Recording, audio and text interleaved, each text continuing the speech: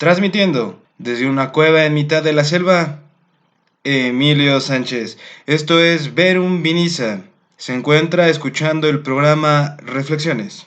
Un programa en donde Omar García y yo, su servidor más fiel y leal, se encargará de puntualizar lo platicado el día martes en el podcast El Derecho a la Propuesta. Hemos englobado en 5 ideas los temas que se trataron en el podcast. El primero, diferencia entre la moral y el derecho a la protesta. Queda claro que existe un derecho a la protesta y que ese derecho tiene ciertos límites y ese límite es ejercer la violencia. En ese punto yo estoy de acuerdo. Hay límites y siempre debe haber estos límites que impone el Estado o bien el poder imperante para que no se transgredan derechos de terceros y sobre todo, y un valor fundamental, el derecho al patrimonio, a la seguridad y a la vida. También se tocó el tema, como ya he dicho, de la moral. ¿Cuándo es buena, cuándo es mala una protesta? Mi conclusión en cuanto a ese punto es que sí existe una moralidad que la sociedad califica de cierta manera las pretensiones que estos colectivos o que bien una minoría, si se quiere llamar, o una mayoría, si se quieren decir, está pidiendo. Ejemplos, pusimos muchos o varios en el podcast, muy ridículos, por supuesto, ideas mías más que nada, pero esto es muy importante. Hay que saber cuándo nos intentan engañar, cuándo nos quieren vender cosas que no son. Cuando una minoría, y usando a nuestro Dios, una minoría rapaz, quiera abusar de nosotros sistemáticamente y apelar al sentimiento. No hay nada peor y más blasfemo cuando se deja de lado la razón y se apela al sentimiento con un fin político. Es vulgar.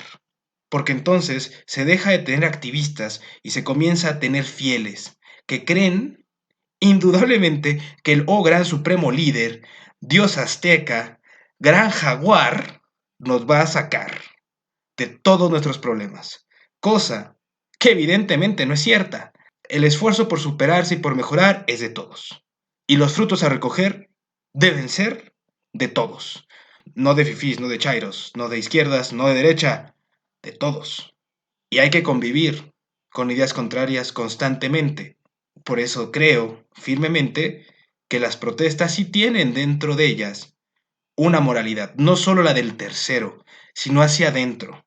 Porque el activista, el manifestante, supongo que es lo suficientemente capaz para saber distinguir entre el bien y el mal. Y en el momento en que se esté actuando mal dentro de la protesta, salir de ella o bien repudiar esos actos. A partir de aquí pasamos al segundo tema englobado, que es la violencia en la protesta. ¿Es necesaria o no sirve? Esta pregunta va ligada con la tercera idea, que es ¿qué es más efectivo a corto, mediano y largo plazo? ¿La protesta pacífica o la violenta? En cuanto a eso, mi visión es, en un movimiento a largo plazo, una protesta que se convierte en un movimiento, el ejemplo histórico y mi análisis, sin duda, me ha hecho ver que la violencia es necesaria en ciertos puntos y controlada y muy precisa. De otro modo, es violencia por el caos o violencia por la violencia. Disculpen, señores, pero si le han dejado de rezar a Jesucristo y comenzar a adorar a Azatoth, a Nerliatotep, a Cthulhu, disculpen si lo pronuncié mal, cualquiera de esos 3 nombres, habernos dicho antes, por favor. Digo, para que fuéramos a aquellos rituales orgiásticos. Ya, si vamos a aguantar sus violencias, ¿no?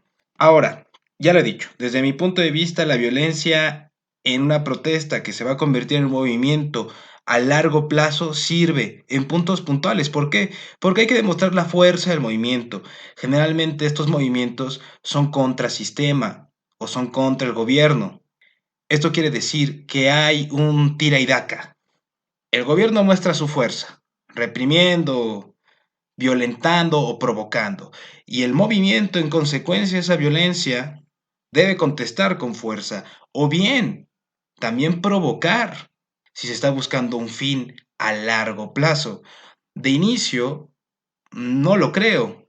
Es decir, en una protesta concentrada de un solo día o que no tiene un fin a largo plazo, no veo sentido a ejercer violencia, como en los casos, por ejemplo, de Guadalajara, Ciudad de México, que hemos visto en esta semana. No le veo sentido y no le veo caso, pero es algo a lo que quiero llegar después, cuando hablemos de la cuarta idea que se habló en el podcast, que es el caso concreto México, y deberán disculparme, debo prender un cigarrillo, porque me estoy espantando, camaradas. Resulta que mientras le hablo a mi computadora, muevo las manos como si yo fuera un dictador italiano de nombre de uno de nuestros presidentes. Seguramente lo van a ubicar. Entonces debo quitar un poco el susto de mi fascista interior. Permitan que detenga unos segundos mi narración y perdón que no puedan escuchar por unos segundos mi hermosa voz. Bueno, que no serán unos segundos porque haré algún recorte seguramente terrible en donde la mitad de la oración resulte cortada y no se entienda nada. Disculpen. Qué manera de llegar a los 10 minutos de video, ¿eh? Fumarme un cigarro y hacer un recorte. Esto es maravilloso, la tecnología, y yo sé que a ustedes les encanta romper la cuarta pared. Muy bien, continuando con el tema, vamos al cuarto punto, el caso concreto, México. Es increíble cómo las cosas son tan extrañas y viscerales aquí en la patria mexica. ¿Por qué lo digo? Todas las mañanas recibimos pequeñas dosis de violencia en las matutinas, en las mañaneras, que yo pensaba que era pan con café, o una actividad todavía más recreativa que solo pueden realizar dos personas, o bien, si eres muy cariñoso y te quieres mucho, usted con un pañuelo podría realizar la misma acción y también sería un mañanero. El punto es, estas pequeñas dosis que recibimos, este pequeño dividir a la sociedad, meter el odio, introducir la ira en contra de ciertos sectores de la población, a partir de ahí estamos mal. Ese es uno. Dos, en México parece ser que a los civiles no se les castiga. Lo que a mí me da a entender que si voy a realizar un acto delictivo, que lo realice o bien respaldado por un sindicato y secuestre unos cuantos camiones y pida unas plazas, me las darán y no se me castigará, o bien asalte un montón de tiendas con unos 150 colaboradores, encapuchados, por supuesto, hay que mantener protegida la identidad y no me sucederá absolutamente nada. Es más, me van a vanagloriar. Bakunin decía, asaltad los Oxos y llenar sus panzas proletarias. Eso llevará a la revolución. Y esto debe quedar bien claro. No justifico por ninguno de ambos lados, la autoridad y la sociedad civil, la violencia. Sin embargo, si va a haber castigo para los hombres que golpearon a aquella mujer en la marcha de la Ciudad de México, debería también haber castigo para aquellos civiles que prendieron en fuego al policía en Guadalajara. Ninguna de las dos acciones es correcta y ambas son contra derecho. Una por ser abuso de autoridad y la otra por ser un ataque directo a la vida de un oficial. Al final, recordemos, también son seres humanos, tienen familia y alguien los espera en casa. No es momento de dividir, nunca lo ha sido. No es momento de etiquetar con palabras rimbombantes y de antaño, algunas nuevas, a los sectores que uno desea destruir o opacar, no lo sé. No es momento en México para hacer ese tipo de cosas. Es completamente incorrecto, y menos en estos tiempos, y menos sabiendo lo que se nos viene después. Esta gran crisis económica causada, como no puede ser otra cosa, por el gran monstruo, el gran terror, el "oh Dios, niños, corran", el neoliberalismo. ¿Se la creyeron? No, las consecuencias obedecen y la crisis económica obedece a otras cosas y a otros errores y no solo de este o el pasado gobierno o el anterior, son cosas que se han ido acumulando y una sucesión de eventos que a lo largo del tiempo constantemente han hecho y desembocado en la próxima crisis que tendremos, que enfrentar. El caso concreto de México. Mi conclusión es, o la sociedad civil se une por completo, respetando las ideas de cada sector, de cada clase, para buscar un mejor México, o afrontemos, caeremos divididos, la sociedad civil, porque finalmente los que ocupan el poder seguirán ocupándolo, siempre, diferentes rostros, pero es el mismo fondo, porque es la misma forma. Y en política, como lo dije en el podcast, forma es fondo. La quinta idea, y obviamente la última, son las conclusiones. Una protesta es una manifestación de las contradicciones internas de una sociedad. Mismas contradicciones que a través de ciertos hechos de la vida cotidiana realzan estas diferencias que existen dentro de las diferentes clases sociales, dentro de las diferentes ideas políticas y dentro de las diferentes moralidades. Una protesta es receptora de muchísimas de estas moralidades. Sin embargo, hay un cuadro muy bien definido de qué es bueno y qué es malo. Y a partir de ese cuadro, una persona sabe si está actuando mal o si está actuando bien. La violencia como medio para obtener un fin, vamos a volvernos utópicos aquí, un fin justo, desde mi punto de vista es justificable. Como ya lo he dicho, una violencia controlada y precisa, no una violencia por la violencia, no un caos por el caos.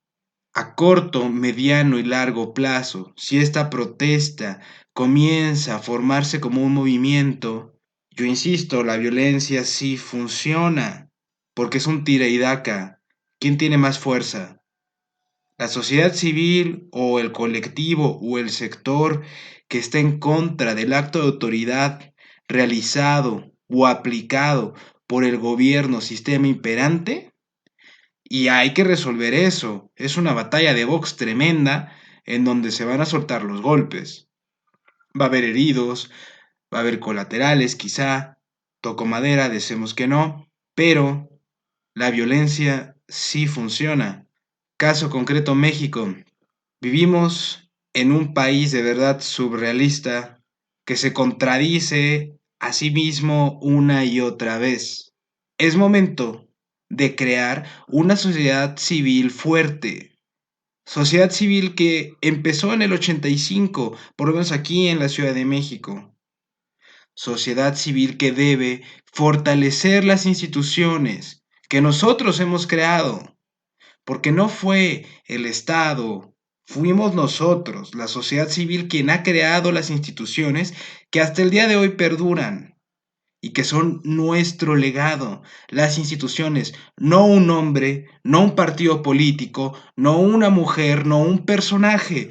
Las instituciones deben ser el legado que debemos entregar a nuestros hijos, instituciones fuertes que defiendan los derechos fundamentales de libertad, propiedad y vida.